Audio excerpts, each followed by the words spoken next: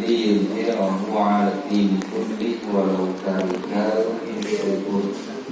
أشهد أن لا إله إلا الله وأشهد أن محمدا رسول الله.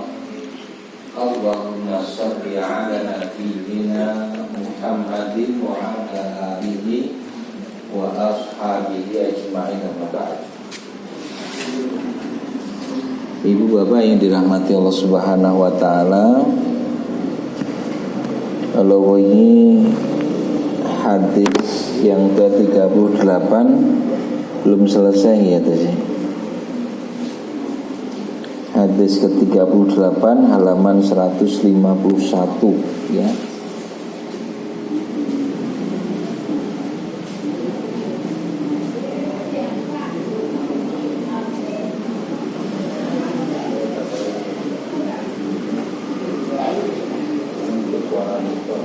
Dereng rampung ya itu sih. Pun rampung dereng. Buat yang ke rampung. Dereng ini. Hadis ke-38 adalah hadis qudsi firman Allah Ta'ala, man adali waliyan. Man adali waliyan.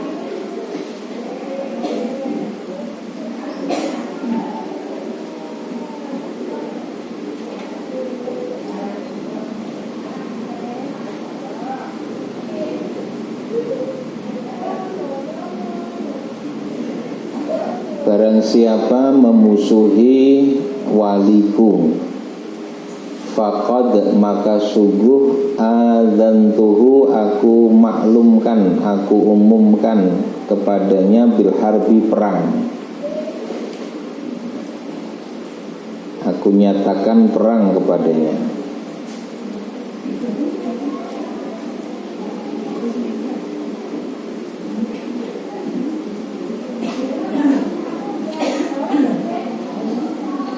Kemarin sudah ya tentang pengertian wali sampun ya. Waliya mana asalnya adalah dekat. Aduun musuh atau ada memusuhi maknanya jauh.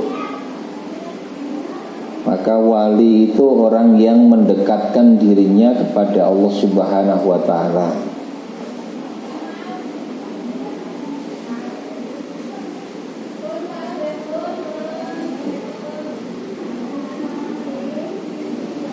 Sedangkan segala yang menjauhkan dari Allah itu hakikatnya adalah musuh. Karena yang bermakna jauh. Segala yang menjauhkan dari Allah itu adalah musuh. Sehingga Ibnu Rajab Al-Hambali dalam kitab Jami'ul Ulum wal Hikam mengatakan hakikatnya segala bentuk maksiat itu adalah peperangan kepada Allah. Ini ndak ki maksiat napa kemawon niku padha karo ngajak perang karo Gusti Allah. Dan siapa yang memusuhi wali Allah sama artinya memusuhi Allah Subhanahu wa taala. Karena wali Allah adalah orang dekatnya Allah. Karena wali itu orang yang mendekatkan diri kepada Allah ya. Sehingga kedekatannya kepada Allah menjadikan Allah memberikan pembelaan terhadap walinya. Siapa memusuhi waliku, maka aku nyatakan perang kepadanya.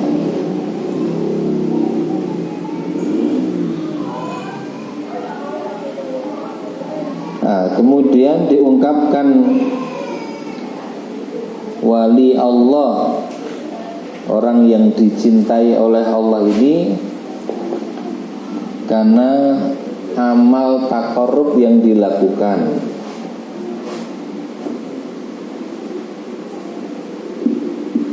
Waliullah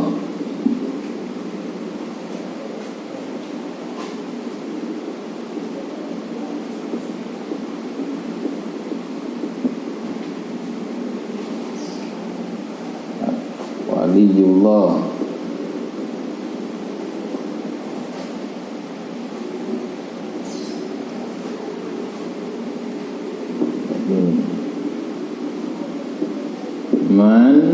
manil ladzi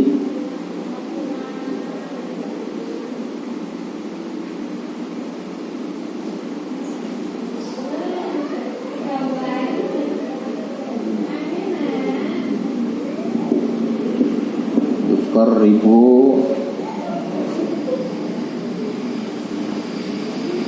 ilallahi manil ladzi yuqarribu ilallahi, orang yang mendekatkan dirinya kepada Allah.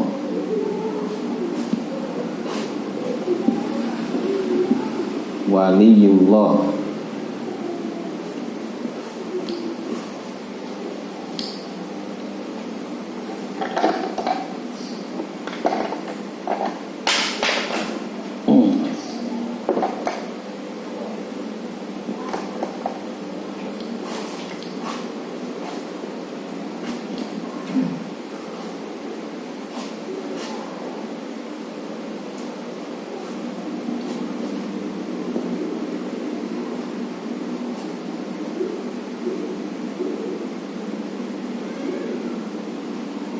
al-qurbah, pendekatan, ya, maksudnya adalah pendekatan kepada Allah. Namanya adalah at-ta'ah, at-ta'atu.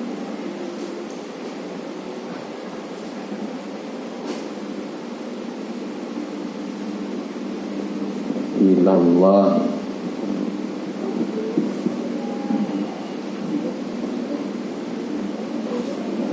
ya, ketaatan kepada Allah.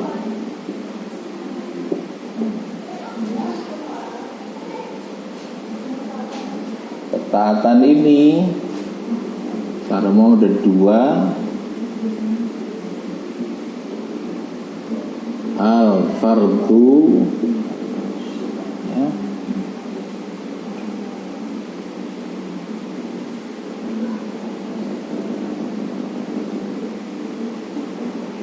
apa itu namanya, sunat ya, an-naf sunat, as-sunnah benar. Al-fardu wajib, sunnah,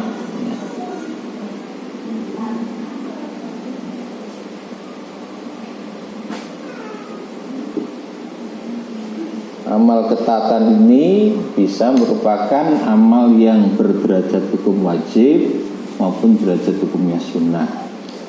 Dua-duanya merupakan qurbah, pendekatan diri kepada Allah Subhanahu wa ta'ala. Sebab di hadis ini disebutkan yataqarrabu ilayya wa ma taqarraba ilayya 'abdi bi syai'in ahabba ilayya mimma iftaradtuhu alaihi. Tidaklah hambaku mendekatkan dirinya kepadaku dengan sesuatu yang lebih aku cintai dibandingkan apa-apa yang telah aku fardukan kepadanya. Di amal qurbah, amal pendekatan diri kepada Allah yang paling dicintai oleh Allah adalah kefarduan, amal-amal yang berderajat hukum wajib. Wala yazalu abdi yataqarrabu ilayya, dan tak henti-hentinya hambaku mendekatkan diri kepadaku. Jadi terus saja, tidak berhenti untuk terus mendekat pada Allah. Tidak mencukupkan hanya dengan amal fardu atau kewajiban, tapi terus menambah dengan amal-amal sunnah. Bin nawafil, dengan ibadah-ibadah nafilah, yaitu ibadah yang berhukum sunnah. Hatta uhibbahu, sampai aku mencintainya. Nah, dengan kedua amal ini hatta uhibbahu,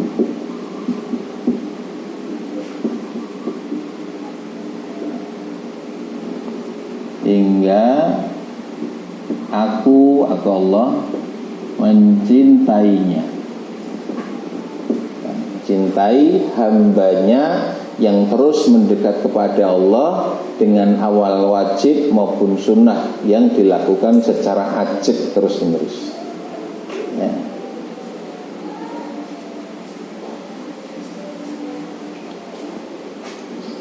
Jadi, keajekan kontinuitas dalam mendekatkan diri kepada Allah dengan melakukan amal-amal ketaatan, baik yang wajib maupun yang sunnah.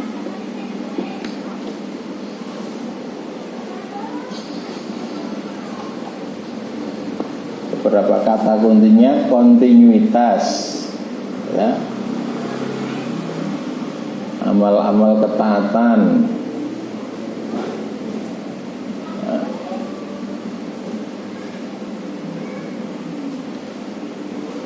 Kontinuitas dalam mendekatkan diri kepada Allah dengan melakukan amal-amal ketaatan, baik yang wajib maupun yang sunnah. Hatta uhibbahu, hingga aku mencintainya. Jadi, seorang hamba yang terus mendekatkan diri kepada Allah dengan amal wajib maupun sunnah, maka dia akan dicintai oleh Allah. Sehingga waliullah ini adalah, ya, sama dengan orang yang dicintai oleh Allah. Kenapa dicintai oleh Allah? Karena aktivitasnya yang mendekatkan diri kepada Allah.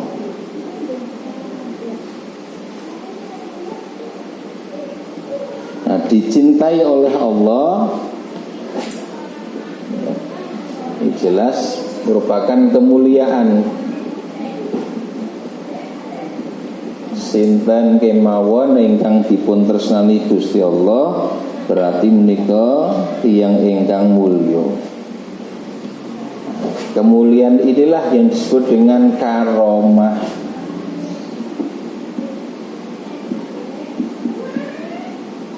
Karomah, kemuliaan. Diserap dalam bahasa kita jadi keramat. Maka karomah ini juga bisa dimaknai sebagai luzumu at-ta'ah, luzumu ta'ah ilallahi ta'ala,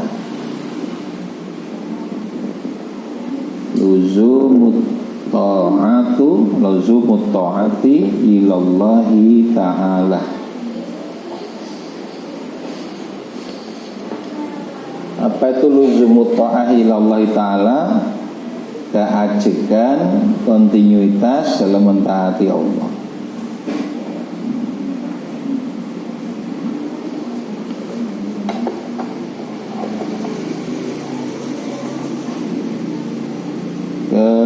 Keajekan atau kontinuitas dalam mentaati Allah. Kontinuitas atau ketaatan atau keajekan dalam mentaati Allah, itulah istiqomah.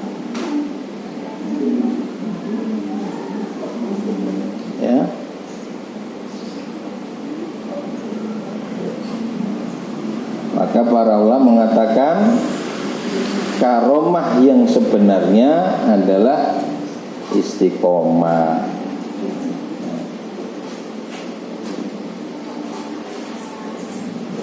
Luzumut ta'ah ya, iya al-karomah. Kontinuitas ketaatan kepada Allah itulah karomah yang sebenarnya. Karomah ingkang saestu menika nggih ajekipun tiyang nggenipun netepi dawuh Gusti Allah. Jadi pengertian karomah yang benar itu bukan orang sing iso mabur, iso ya ngilang, bukan itu.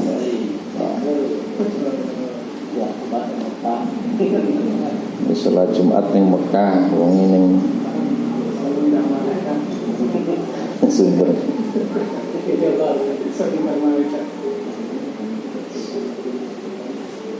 Nah, baik. Jadi dari pengertian waliullah ya seperti ini, dan di Quran di surat Yunus surat 10 ya ayat 62 63 juga pernah kita buka. Surat Yunus surat ke-10, alladzina amanu wa kanu yattaqun ala inna awliya Allah la khaufun alaihim wa la hum yahzanun alladzina amanu wa kanu yattaqun. 62 63 Quran surat Yunus 62 63 ya. Di sini disebut wali atau aulia, bentuk jamaknya wali Allah, aulia Allah ya, beriman dan selalu bertakwa.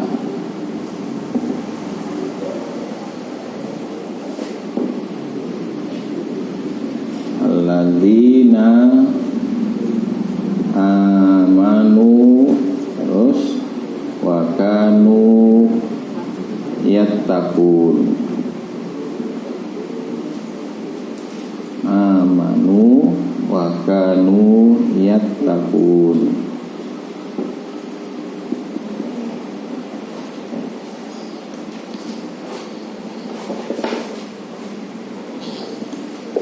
Amanu ini pakai bentuk fi'il madhi ya, dalam bahasa Arab. Fi'il madhi itu past tense. Artinya memang sudah beriman dia, sudah ada imannya.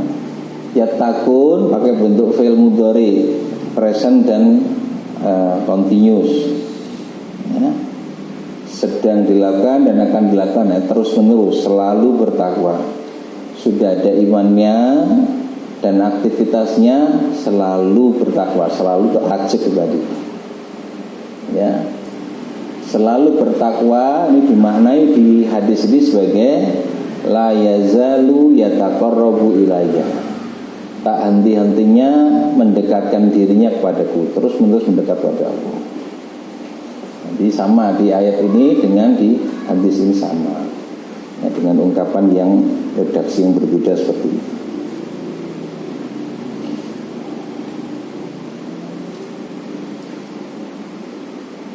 Nah, kalau sudah seperti ini keadaannya, luzumu ta'ah ilallahi ta'ala, terus menerus taat pada Allah, uhibbahu, aku akan mencintainya. Terus kenapa kalau Allah sudah cinta? Kalau sudah dicintai oleh Allah, maka kehidupannya akan terbimbing, dituntun langsung oleh Allah. Diungkapkan di hadis ini, kuntu sam'ahu, aku akan menjadi pendengarannya, alladzi yasma'u bihi, yang ia gunakan untuk mendengar. Wa basarahu, aku akan menjadi penglihatannya, alladzi yubsiru bihi, yang ia gunakan untuk melihat. Wa yadahu, aku akan menjadi tangannya, allati yabtishu biha, yang ia gunakan untuk melakukan tindakan. Warijlahu, aku akan menjadi kakinya, allati yamshi biha, yang dia gunakan untuk melangkah. Dia yang maksud tertuntun, terbimbing, ya. Mendengar dengan pendengaran Allah, melihat dengan penglihatan Allah, melakukan tindakan dengan tindakan yang digerakkan oleh Allah, melangkah dengan langkah yang diayunkan oleh Allah.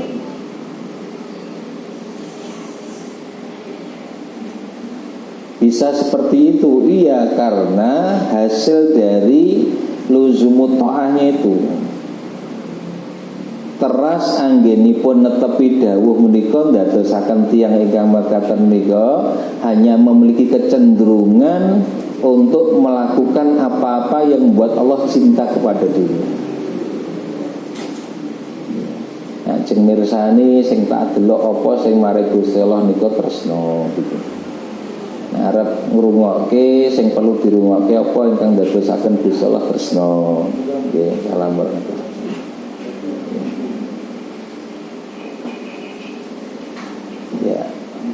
Kalau mau melakukan tindakan juga dia pasti akan mempertimbangkan ridho ugi tresnanipun Gusti Allah. Kalau mau melangkah, mau pergi, dia juga pertimbangan betul kepergian saya itu membuat Allah ridho atau tidak.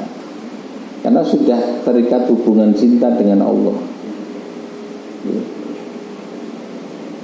PDKT kali Gusti Allah, ngantos dumugi Gusti Allah menika tresna kalih tiyang abdi ingkang nyelaki kula wau.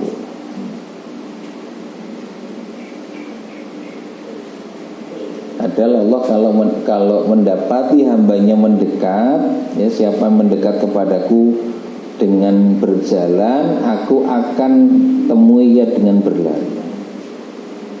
Jadi Gusti Allah mboten nenggo, tetapi menyambut dengan kecepatan yang lebih tinggi, ya.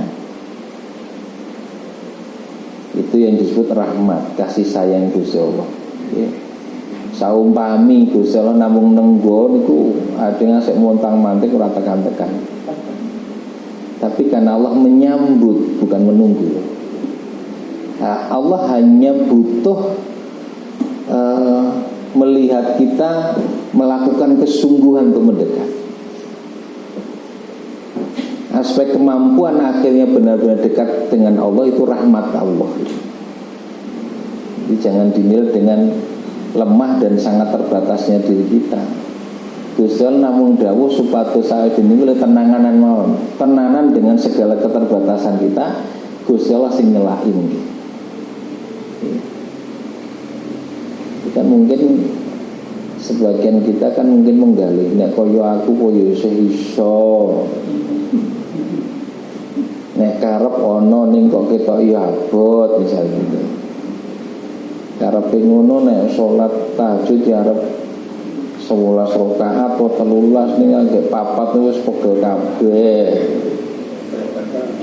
Karepe ngono arep maca sedina sak juz ning agek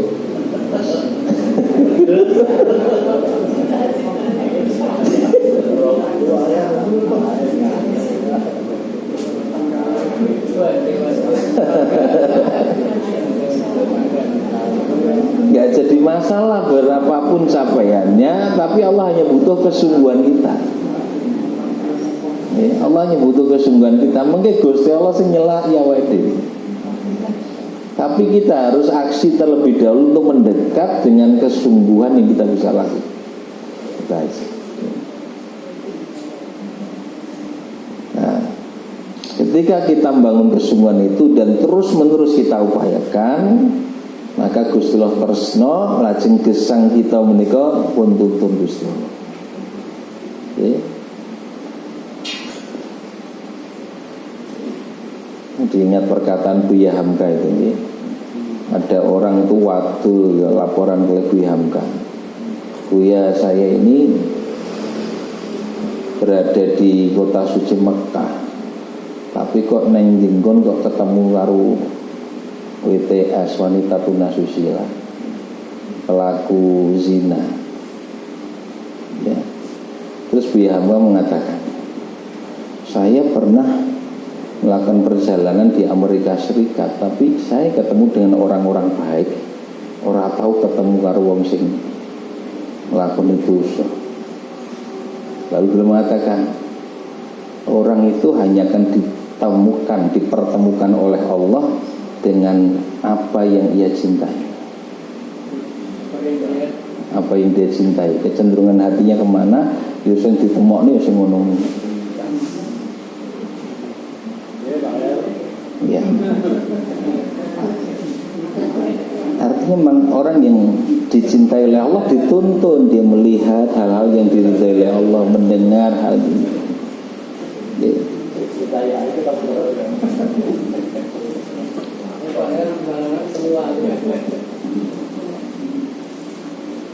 Nah, satu, kehidupannya tertuntun. Kalau dicintai oleh Allah, menjadi wali Allah, keuntungan pertama yang didapatkan tertuntun kehidupannya. Ya.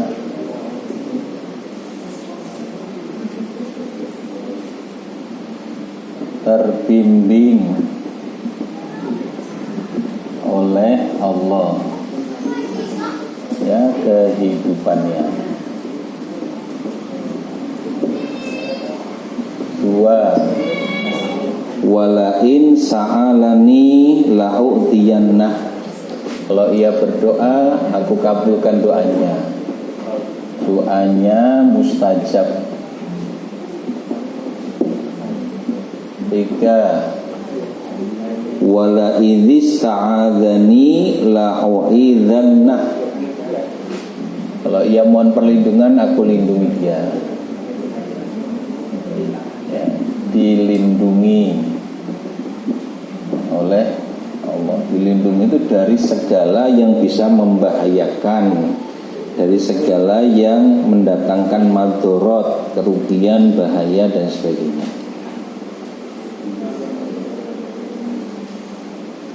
Jane gesang niku sing digoleki namung niki mawon.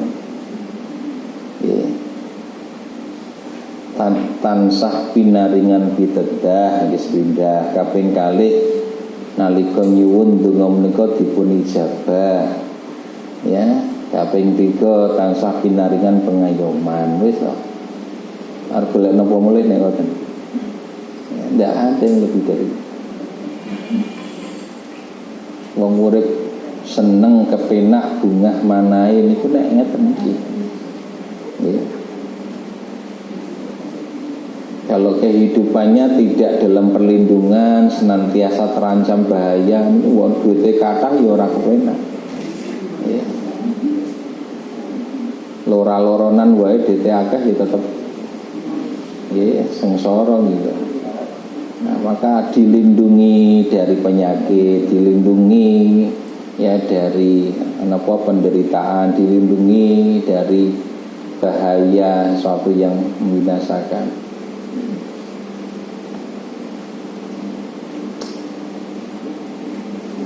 Baik, ini menyempurnakan yang kemarin yang belum tuntas, sudah kita tuntaskan.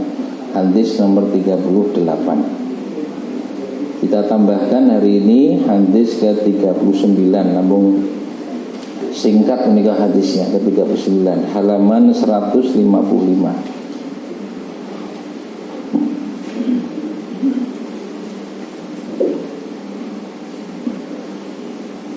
Mari kita baca terlebih dahulu lafal atau teks hadisnya.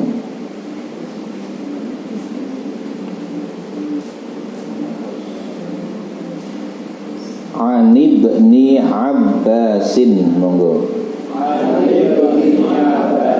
Radhiyallahu anhuma anna Rasulullahi sallallahu alaihi wasallam qala innallaha tajawaza li an ummati al khata'a wan nisyana wa mastukrihu alaihi. Ya, kita cermati ya. An ibni Abbasin, dari Ibnu Abbas radhiyallahu anhuma. anna bahwa sesungguhnya Rasulullah sallallahu alaihi wasallam qala Rasulullah sallallahu alaihi wasallam telah bersabda, innallaha sesungguhnya Allah tajawaza ya, ini diterjemahkan memaafkan. Makna tajawaza itu mengangkat, ya, mengangkat untuk tidak menulis sebagai dosa.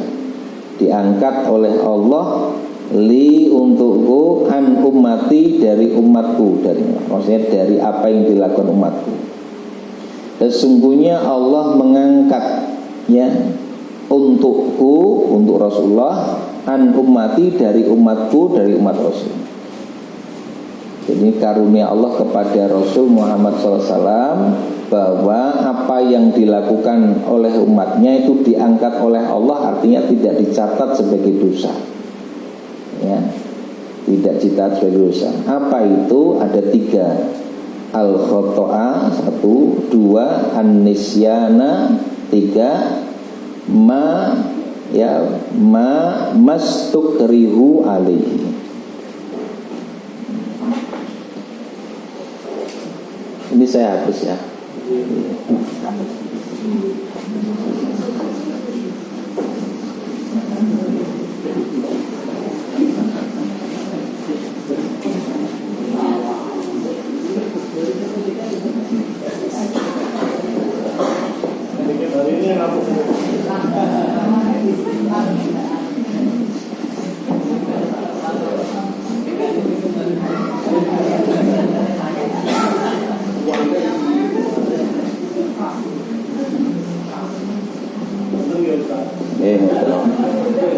Kenapa susah dibaleni?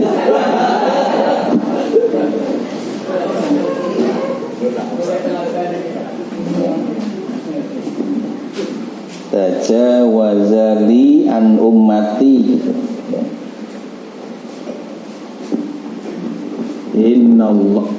Annallaha